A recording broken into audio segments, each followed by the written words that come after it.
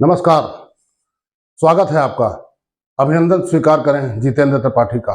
दोस्तों, आज बात करते हैं क्रिकेट की, और क्रिकेट में भी टेस्ट क्रिकेट की बात करेंगे, क्योंकि इंग्लैंड टीम जो है वो इंडिया आई हुई है और एक क्रिकेट टेस्ट मैच हो भी चुका है, जिसको बड़े आराम से इंग्लैंड ने इंडियन टीम को हरा दिया है। और इंग्लैंड अपना एक नया सिस्टम लाया है टेस्ट क्रिकेट में, और उसी के हिसाब से वो फियरलेस टेस्ट क्रिकेट, बिना डरे हुए, बिना किसी बात की चिंता किए हुए ऐसा टेस्ट क्रिकेट खेल रहा है कि दूसरी टीमों के लिए बड़ी परेशानी का सबब बना हुआ है। आप लोग आजकल सुनते होंगे, एक वर्ड चल रहा है क्रिकेट में, बैस बॉल। तो आज मैं आपको बताऊंगा ये बैस बॉल क्या होता है और कहां से इस नाम की उत्पत्ति हुई है, और कितने दिनों से ये वर्ड जो है प्रचलित है, और वो कौन सा खिलाड़ी था जिसकी पिच पर ही वो घायल हो गया था और उसके बाद अस्पताल में उसकी डेथ हो गई थी।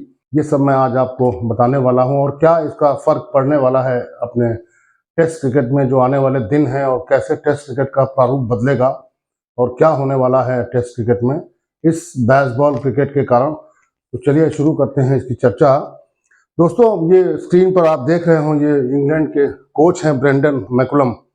ब्रेंडन मैकुलम एक बहुत तेज तर्रार, बहुत फियर्स खिलाड़ी रहे हैं क्रिकेट के, और ये वैसे तो खेलते थे न्यूजीलैंड की टीम से, और ये आईपीएल में भी खेले हैं, और कोलकाता नाइट राइडर्स की टीम की तरफ से खेले हैं, उसके कैप्टन भी रहे हैं, और बहुत ही धुआंधार तेज तर्रार बल्लेबाज हैं। इनका एग्रेसिव अप्रोच के लिए ये जाने जाते हैं। और सारी कहानी शुरू हुई थी ये बेसबॉल क्रिकेट की जब से इनका अपॉइंटमेंट हुआ। ये इंग्लैंड टीम के आज की डेट में हेड कोच हैं, और 12 मई 2022 को इनका अपॉइंटमेंट हुआ था as a head coach of the English cricket team. और उसके बाद से जब वो कैप्टन थे बेन स्टोक्स, तो बेन स्टोक्स और ब्रेंडन मैकुलम की जो जोड़ी थी, ये लोग इस कॉन्सेप्ट को लेके आए थे जिसका नाम आज की डेट में चल रहा है बेसबॉल क्रिकेट। दोस्तों, ब्रेंडन मैकुलम का जो निक नेम है वो बैज है, और यहीं से ये नाम आया है बेसबॉल क्रिकेट।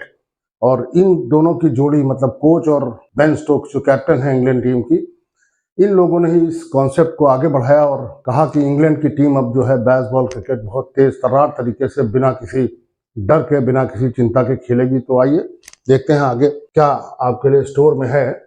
एक क्रिकेटर थे फिलिप ह्यूज, उनका पूरा नाम है फिलिप जोएल ह्यूज। ये वैसे तो ऑस्ट्रेलियन क्रिकेटर थे और इंग्लैंड के क्लब क्रिकेट में भी खेलते थे, वॉस्टरशायर की तरफ से, और ऑस्ट्रेलिया में खेलते थे ये, साउथ ऑस्ट्रेलिया की तरफ से, और वनडे में भी इनका डेब्यू हुआ था। लेकिन ऐसा कुछ हुआ कि 25 नवंबर 2014 को ये एक मैच खेल रहे थे सिडनी क्रिकेट ग्राउंड में। आप जानते हैं ऑस्ट्रेलिया का जो सिडनी क्रिकेट ग्राउंड है बहुत फेमस ग्राउंड है। उसी में जो ऑस्ट्रेलिया का जो होम टूर्नामेंट होता है क्रिकेट का, शेफील्ड शील्ड, जैसे अपने यहाँ रणजी ट्रॉफी, दिलीप ट्रॉफी, रानी ट्रॉफी, इस तरह के टूर्नामेंट्स होते हैं फर्स्ट क्लास क्रिकेट के, वैसा ही एक टूर्नामेंट खेल रहे थे। तो ऑस्ट्रेलिया के एक खिलाड़ी जो उस समय इनके सामने खेल रहे थे, इनको बॉलिंग कर रहे थे, शॉन एबॉट, उनका एक बाउंसर इनके सर में लगा, वहीं बेहोश होकर ये गिर पड़े पिच पर। फिर इनको अस्पताल ले जाया गया, और अस्पताल ले जाकर ये डॉक्टरों ने इनका इलाज शुरू किया। तो बड़ी दुखद दर्दनाक घटना है कि 2 दिन तक कोमा में रहने के बाद अपने 26वें बर्थडे, जो कि 30 नवंबर को पड़ता है, उससे 3 दिन पहले इनकी जो है मृत्यु हो गई। और पूरा क्रिकेट जगत जो है इस न्यूज़ को जान के, इस समाचार को जान के काफ़ी दुखी हो गया, द्रवित हो गया। बस यहीं से, इस घटना से जो क्रिकेटर्स हैं पूरी दुनिया के, उनके मन में कुछ न कुछ ऐसी बात बैठ गई कि ये जो पिच पे हुआ है इस पर कुछ करना पड़ेगा। तो इनमें सबसे ज़्यादा जो अफेक्टेड थे वो ब्रेंडन मैकुलम थे। और ये मैं रिपोर्ट एक लाया हूँ, इसमें ब्रेंडन मैकुलम ने कहा कि इस घटना के बाद उनके दिमाग में, उनके दिल में ये आया है कि इसके बाद हम बिना किसी परवाह के, बिना किसी चिंता के, बिना किसी खौफ के, बिना किसी डर के क्रिकेट खेलेंगे, और ऐसे खेलेंगे ये हमारी जिंदगी का आखिरी दिन है जो हम क्रिकेट खेल रहे हैं, तो जितना भी करना हो, जो भी अच्छा से अच्छा फियरलेस करना हो, वो आज ही के दिन कर लेते हैं, पता नहीं कल हो ना हो। यहाँ से इस घटना के बाद जो है ब्रेंडन मैकुलम को इस तरह का विचार आया और इसके कुछ दिनों बाद ब्रेंडन मैकुलम ने, कुछ दिनों बाद क्या बल्कि 2 साल बाद एक टेस्ट हुआ था, उसमें ब्रेंडन मैकुलम ने ऑस्ट्रेलिया के अगेंस्ट टेस्ट क्रिकेट की फास्टेस्ट सेंचुरी बनाई थी। मतलब जो इन्होंने सोचा था और जो इन्होंने कहा था कि हम इस तरह का क्रिकेट खेलेंगे, उसको करके भी दिखाया। और मात्र 54 गेंद में इन्होंने ऑस्ट्रेलिया के खिलाफ एक शतक जो है ठोक दिया। बहुत तेज तर्रार, बहुत ही धुआंधार पारी थी इनकी। और उसके बाद जब ये 2022 में इंग्लैंड के हेड कोच बने हैं, तो इन्होंने अपना वो जो बेसबॉल क्रिकेट का जो कॉन्सेप्ट है वो ये लेके आए हैं। तो यहाँ से ये बेसबॉल जो नाम है वो यहाँ से आया, क्योंकि ब्रेंडन मैकुलम का जो निक नेम है वो मैंने बताया आपको, बैज है। और फिर इनके कॉन्सेप्ट की पूरी दुनिया में चर्चा होने लगी कि ये नया कॉन्सेप्ट जो लेके आए हैं उसका असर कितना पड़ रहा है, दूसरी टीमों पे कैसा असर पड़ रहा है। और वाकई ये जो कॉन्सेप्ट लेके आए हैं और इंग्लैंड इस पे जिस तरह से खेला है, इस विचार को, इस भावना को लेके धुआंधार क्रिकेट उसने खेला है। और अपने इस खेल के जरिए, इस अप्रोच के जरिए, फिर वो चाहे ऑस्ट्रेलिया हो, चाहे न्यूजीलैंड हो, चाहे साउथ अफ्रीका हो, चाहे पाकिस्तान हो, जो भी टीम सामने आई उसको उड़ा के रख दिया और बिल्कुल जिसे कहते हैं कि राउंड डाला अपनी इस अप्रोच से। इस अप्रोच में दोस्तों होता क्या है कि नॉर्मली जैसे हम लोग T20 क्रिकेट खेलते हैं और वनडे क्रिकेट खेलते हैं, उसमें जो रन स्कोर करने की गति होती है काफी तेज होती है। वनडे में तो आप जानते हैं कि 5-6 रन के आसपास आज की डेट में स्कोर हो रहा है, और T20 में 7-8 रन तो कोई नॉर्मल सी बात है। इवन ज्यादा भी स्कोर हो जाता है, 10 रन पर ओवर भी जब 200 का स्कोर क्रॉस होता है 20 ओवर में। तो वही कॉन्सेप्ट ये लेके आया कि हम भी टेस्ट क्रिकेट को तेज खेलेंगे, जिससे कि पब्लिक के बीच में एक तो इंटरेस्ट बना रहे, रोमांच बना रहे। और 5 दिन में अक्सर ऐसा होता था कि धीमे धीमे खेलने के चक्कर में 5 दिन में भी टेस्ट का जो नतीजा है वो निकल नहीं पाता था। तो इनकी इस अप्रोच से जब तेज खेलेंगे तो रन जो है ज्यादा तेज गति से बनेंगे, तो इनकी इस अप्रोच से जो टेस्ट मैचेस थे उसमें नतीजा भी निकलने का जो परसेंटेज था वो बढ़ गया था। और कभी कभी तो ऐसा हुआ इन लोगों ने एक एक दिन में लगभग 400 रन बनाए हैं। 393 रन ऑस्ट्रेलिया के खिलाफ इन्होंने ठोक दिए थे एक दिन में। और ऑस्ट्रेलियन टीम को बुला भी लिया था बैटिंग करने के लिए, और शायद 4 ओवर उन्होंने भी खेले थे। तो सोचे कितनी तेजी से इन्होंने रन बनाए थे और पूरी सीरीज में बुरी तरीके से ऑस्ट्रेलिया को हरा दिया था। और ये सीरीज तब थी जिसमें हराया था ऑस्ट्रेलिया को, क्योंकि उससे पहले जब ये ऑस्ट्रेलिया गए थे तो इनकी बड़ी शर्मनाक हार हुई थी और ऑस्ट्रेलिया ने इनको 4-0 से, 5 मैच की सीरीज थी, 4-0 से हराया था। एक भी मैच इंग्लैंड की टीम जीत नहीं पाई थी और वो सीरीज में बड़ा शर्मनाक तरीके से हारे थे। उसी सीरीज के बाद जब ब्रेंडन मैकुलम का अपॉइंटमेंट हुआ और बेन स्टोक्स इनके कैप्टन हुए, तो ये कॉन्सेप्ट जो है बेसबॉल का ये लाया गया और उसका नतीजा, उसका असर भी देखने को मिला है। जो बेसबॉल टर्म है ये बेसिकली किस आदमी ने सबसे पहले लिया, किस आदमी ने कॉइन किया, ऐसा नहीं था कि ब्रेंडन मैकुलम और बेन स्टोक्स ने ये नाम दिया था। वो उन्होंने स्टाइल ऑफ क्रिकेट को जो है इंट्रोड्यूस किया था कि इस स्टाइल से हम खेलेंगे। इसका नाम देने वाले जो सज्जन हैं वो हैं ESPN क्रिक इन्फो के जो एडिटर हैं एंड्रयू मिलर। इन्होंने 2022 में इस नाम को आगे बढ़ाया कि ये जो ब्रेंडन मैकुलम और बेन स्टोक्स का जो तरीका है क्रिकेट खेलने का, उसको क्यों ना हम बेसबॉल के नाम से जाने और पुकारें। और बेसबॉल में जो है इन्होंने अपने कोई नियम बनाया कि टीम जो है उसमें आपस में जो है इतना अच्छा एक दूसरे के प्रति व्यवहार रहेगा कि छोटी छोटी बातों पर एक दूसरे की तारीफ करेंगे और किसी भी छोटे फेलियर पे लेट डाउन नहीं होंगे। किसी भी हाल में अपने आप को मायूस नहीं करना है, अपने हौसले को कम नहीं करना है। तो ये उसके कुछ 6-7 पॉइंट हैं इसमें। और इसमें सबसे जो बड़े जो इम्पोर्टेंट पॉइंट है वो ये है कि win at all cost mentally. मतलब मेंटली आपको प्रिपेयर रहना है कि किसी भी हाल में हमको ये मैच जीतना है या हम जीत सकते हैं। और दूसरा ये था कि किसी भी परिस्थिति से हम ये मैच जीत सकते हैं। दोस्तों अभी जो मैच पिछला हुआ था हैदराबाद में, उसमें इंडियन टीम ने 190 रन की लीड ली थी। मतलब इंग्लैंड के लिए बहुत ज्यादा चांस बचा नहीं था इस मैच को जीतने का। लेकिन ये बेसबॉल क्रिकेट का कॉन्सेप्ट ही है जो इनका कॉन्सेप्ट कहता है कि हम किसी भी परिस्थिति से हमको जीतना आना चाहिए और किसी भी हाल में हम जीतेंगे। और देखिए वही हुआ कि 190 रन की लीड इंडिया को मिलने के बाद भी इंग्लैंड ने इतना अच्छा खेल दिखाया कि अल्टीमेटली वो टेस्ट जीत लिया।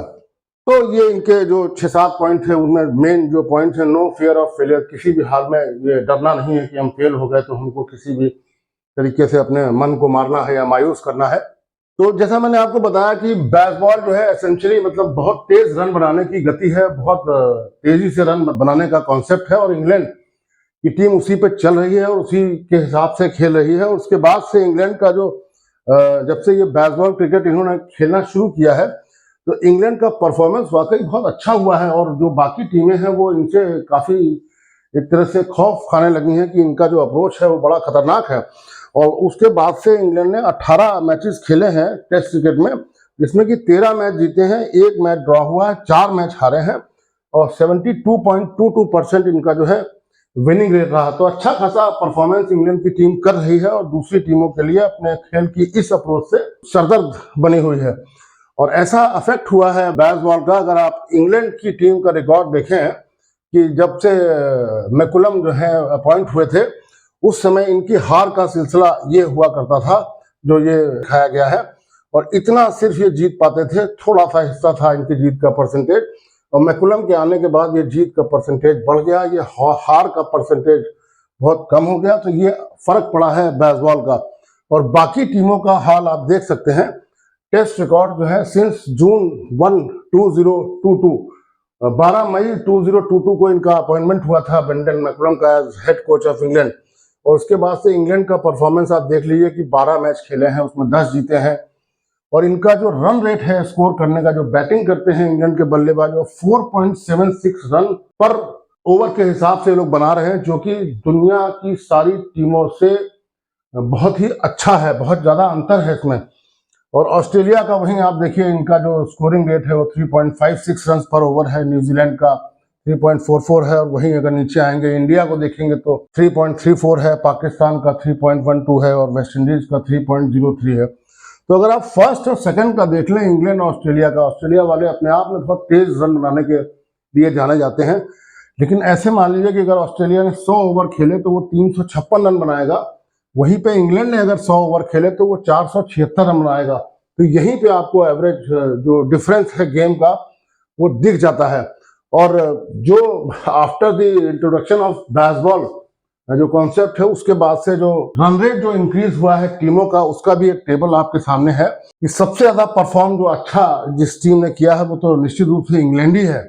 और पिछले 12 महीने का पीरियड है, मतलब पिछले 1 साल का पीरियड, उसमें जो ये लोग स्कोर करते थे इंग्लैंड वाले, इंग्लैंड की जो क्रिकेट टीम है उसमें 1.82 रन का इजाफा हुआ है। मतलब पहले अगर पिछले साल ये 100 ओवर में 300 रन स्कोर करते थे, तो इस कॉन्सेप्ट के लाने के बाद उसी 100 ओवर में ये 482 रन 1.82 रन पर ओवर बढ़ गया है। तो उसी 100 ओवर में ये 482 रन स्कोर करते थे। और देख लीजिए इसमें ये वेस्ट इंडीज है, श्रीलंका है, और इंडिया कहीं बहुत पीछे है, इनका तो कोई बहुत ज्यादा सिग्निफिकेंट इंक्रीज हुआ नहीं है।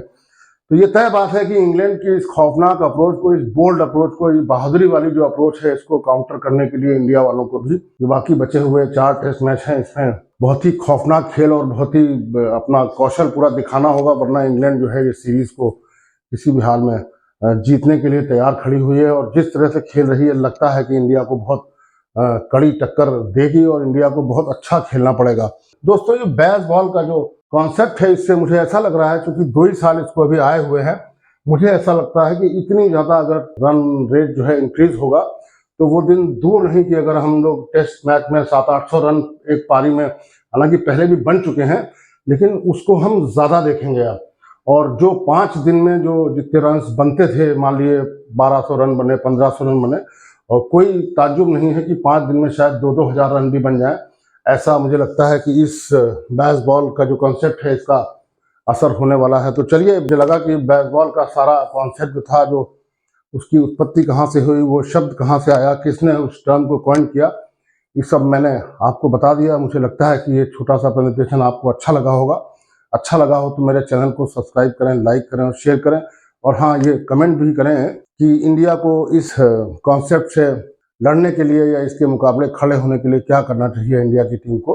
और आपके कमेंट्स हमेशा मुझे उत्साहित करते हैं, प्रोत्साहित करते हैं। नमस्कार दोस्तों।